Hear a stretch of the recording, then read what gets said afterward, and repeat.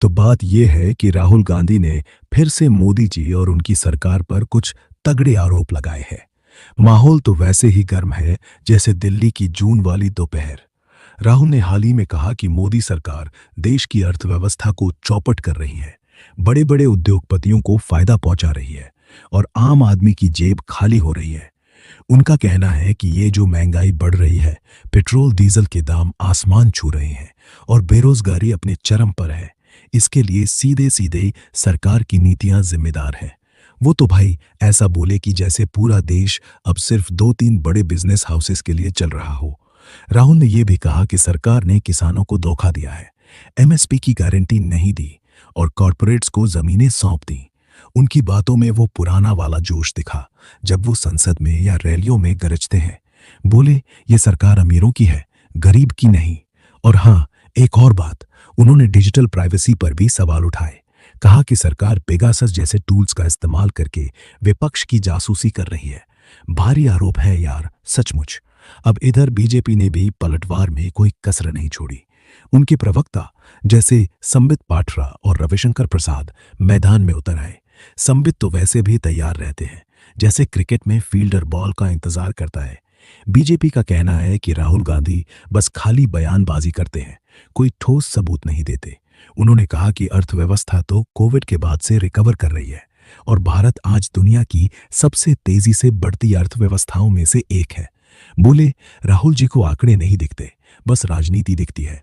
और हाँ, GDP growth, startups की तादाद और डिजिटल इंडिया की बात करके बीजेपी ने अपनी पीठ भी ठोक ली। पेगासस वाले आरोप पर तो बीजेपी ने सीधे पलट दिया कि ये सब पुरानी बातें हैं। सुप्रीम कोर्ट तक ने इसकी जांच कर ली और कुछ नहीं मिला। रविशंकर प्रसाद ने तो ये भी कहा कि कांग्रेस जब सत्ता में थी तब भी जासूसी करीब किसानों को दो। चलो अब इंटरवल खत्म, वापस कहानी सॉरी चर्चा पे आते हैं। तो जहां छोड़ा था, रविशंकर प्रसाद कह रहे थे कि कांग्रेस जब सत्ता में थी तब भी जासूसी के आरोप लगे थे और अब राहुल गांधी दूसरों पर उंगली उठा रहे हैं। बीजेपी का यह भी कहना है कि राहुल के सारे आरोप बेसलेस हैं और वो सिर्फ पब्लिक का ध्यान भटकाने के लिए ऐसा करते हैं। उनके मुताबिक मोदी सरकार ने पिछले 10 साल में जो काम किया, जैसे आयुष्मान भारत, उज्ज्वला योजना या फिर इंफ्रास्ट्रक्चर में निवेश, वो सब राहुल को दिखता नहीं। अब ये तो मानना पड़ेगा कि बीजेपी वाले जवाब देने में पीछे नहीं हटते। संबित पात्रा ने तो प्रेस कॉन्फ्रेंस में ये तक कह डाला कि राहुल गांधी को देश की प्रोग्रेस से जलन होती है क्योंकि उनकी पार्टी कभी इतना काम नहीं कर पाई। अब ये तो वही बात हो गई ना कि तू डाल डाल मैं पात पात। राहुल की तरफ से फिर एक और तीर चला। उन्होंने हाल ही में एक रैली में कहा कि सरकार ने छोटे और मौजूदा बिजनेस को खत्म कर दिया है। जीएसटी और नोटबंदी का जिक्र करते हुए बोले कि इन नीतियों ने छोटे व्यापारियों की कमर तोड़ दी। और यार, ये बात कई लोग मानते भी हैं क्योंकि नोटबंदी का असर तो आज तक मार्केट में दिखता है। राहुल ने यह भी जोड़ा कि सरकार का पूरा फोकस सिर्फ बड़े बड़े कॉरपोरेट्स को टैक्स छूट देने और उनके लिए रास्ते आसान करने पर है। अब यह सुनकर बीजेपी ने फिर पलटवार किया। उनके एक नेता ने कहा कि जीएसटी ने टैक्स सिस्टम को आसान बनाया और नोटबंदी ने डिजिटल इकोनॉमी को बूस्ट किया। बोले राहुल जी को तो बस नेगेटिव बातें दिखती हैं, वो प्रोग्रेस देखना ही नहीं चाहते। अब देख, ये सारा मामला सुनने में तो वैसा ही लगता है जैसे दो भाई आपस में बहस कर रहे हैं और कोई हारना ही नहीं चाहता। लेकिन मजेदार बात यह है कि पब्लिक भी अब इस तू मैं को देखकर थोड़ा थक सी गई है।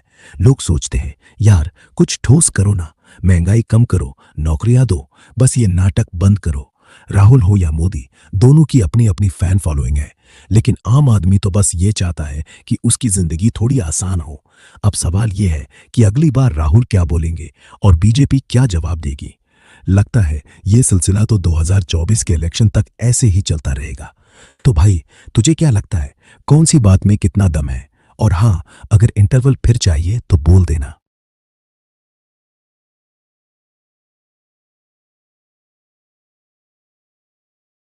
ठीक है भाई, तो अब हम एकदम नई कहानी शुरू करते हैं और इस बार बात है एक बोट चोरी के मामले की। चल तैयार हो जा।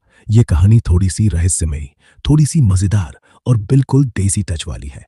माहौल ऐसा बनाते हैं जैसे तू किसी गांव के चौपाल पर बैठा है, चाय की चुस्की ले रहा है और कोई चाचा ताऊ ये किस्सा सुन रहे हैं। तो सुनो ध्यान से। बात है गंगा किनारे बसे एक छोटे से गांव की। नाम था काशीपुर।